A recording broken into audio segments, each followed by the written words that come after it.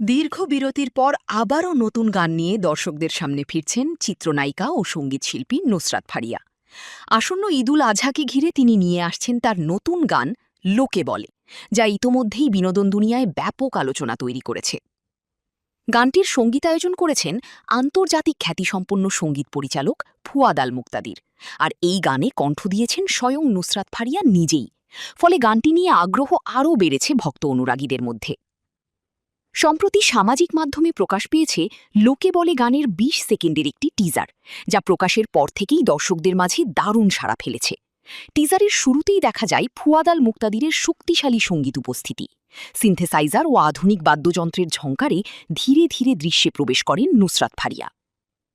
টিজারে ব্যবহৃত সংলাপ লোকেতে বলে রে কই থেকে আইলুসি ইতোমধ্যেই সামাজিক যোগাযোগ মাধ্যমে ভাইরাল হওয়ার পথে। পুরো টিজার জুড়ে ফারিয়াকে একাধিক গ্ল্যামারাস ও ভিন্নধর্মী লুকে উপস্থাপন করা হয়েছে। একটি দৃশ্যে তাকে দেখা যায় কালো ওয়ান শোল্ডার পোশাকে রেড কার্পেটে হাঁটতে। অন্যদিকে আরেকটি দৃশ্যে তিনি দেশীয় ও আধুনিক উৎসবের মিশ্র আবহে ঝলমলে লেহেঙ্গা পরে ব্যাকগ্রাউন্ড ডান্সারদের সঙ্গে পারফর্ম করছেন।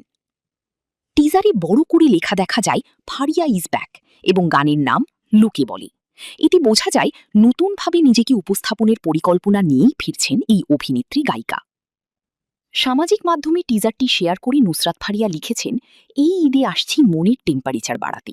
তার এই পোস্ট ঘিরেও ভক্তদের মধ্যে তৈরি হয়েছে বাড়তি উচ্ছ্বাস। এর আগে এক পোস্টে তিনি ইঙ্গিত দিয়েছিলেন নতুন গান আসছে এবং এবারের ঈদ উদযাপন আরও গ্র্যান্ড হতে যাচ্ছে।